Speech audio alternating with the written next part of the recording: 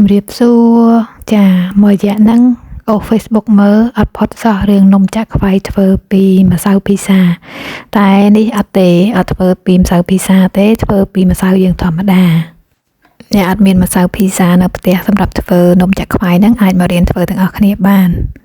ដំបូងហ្នឹងយើងយកទឹក100មីលីលីត្រយកទៅដាំមកក្តៅអ៊ុនៗហើយចាក់វាចូលទៅក្នុងចានមួយ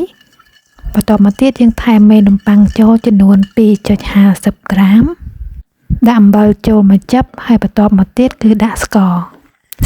ដាក់1ស្លាបព្រាកាហ្វេកន្លះចាហើយបន្ទាប់មកទៀតកូរវាឲ្យសព្វចូលគ្នាមកលាយគ្រឿងនឹងអស់ហើយចាំយើងដាក់ម្សៅមីចូល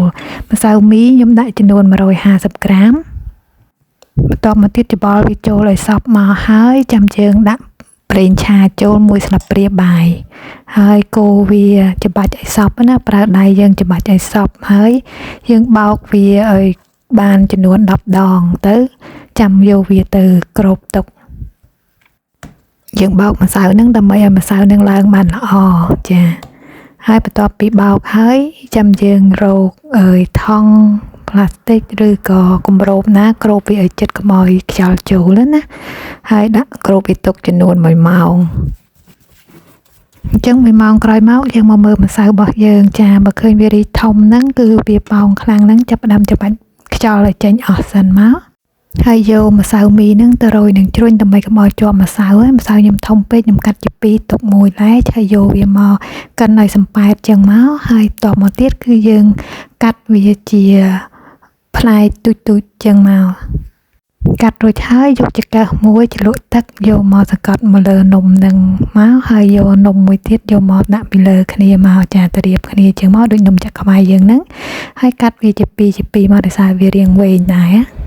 តបមកយកទៅចំអិនចាប់ដើមដាក់ខ្លាញ់ចាហើយនឹងដាក់ភ្លើងឲ្យក្តៅខ្លាំងណាហើយមុននឹងបង់នំនឹងចូលយើងទាញវាបន្តិចមកដើម្បីឲ្យនំយើងហ្នឹងវាឡើងល្អចា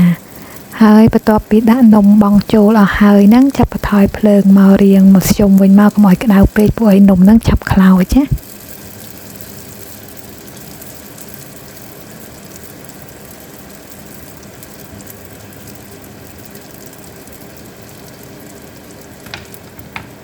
ហើយយើងអាសាមើលនំយើងផងត្រឡប់វាចុះឡើង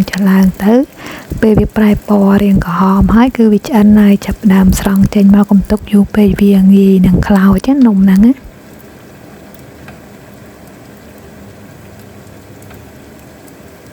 ចាអ្នកអត់មានម្សៅភីសាធ្វើនំចាក់ខ្វៃងាយដូចគេហ្នឹងមកធ្វើរបៀបយើងនេះវិញក៏បានដែរមានតែម្សៅមីមានស្ករមានមេនំប៉័ងមានអំបិលតែប៉ុណ្្នឹងហើយនឹងប្រេងឆាហ្នឹងប៉ុណ្្នឹងធ្វើបានញ៉ាំ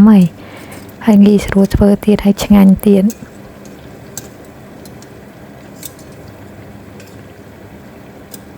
ចារូបមន្តងាយស្រួលធ្វើមែនតើហើយនំហ្នឹងធ្វើមកស្រួយឆ្ងាញ់មែនតើតែបើអ្នកនៅខ្មែរអីខ្ជិលធ្វើអីទៅផ្សារទិញអត់ខ្វះទេចាក់ខ្វៃសបោអ្នកលក់ណាអ្នកនៅស្រុកក្រៅឃ្លានអីបើមិនប្រឹងធ្វើញ៉ាំខ្លួនឯងទេគឺអត់បានញ៉ាំទេអញ្ចឹងហើយបើមានវីដេអូអីចេះតែចែករំលែកទៅបងប្អូនយើងទៅបើសិនជាមានអ្នកចង់រៀនធ្វើអីអាចរៀនធ្វើសាក់លបងបានអញ្ចឹងណាហើយនៅខាងនេះខែនឹងធ្លាក់ភ្លៀងធ្លាក់ខ្យល់មួយថ្ងៃភ្លៀងមួយថ្ងៃបើកថ្ងៃរដូវកាលហ្នឹងគឺសបោអ្នកឈឺមែនតើអញ្ចឹងហើយបានបបរក្តៅមកហើយនឹងបានចាក់ខ្វៃនឹងទៀតរឹតតែមកអែមហ្មងគឺញ៉ាំបែកពោះតែម្ដងនេះ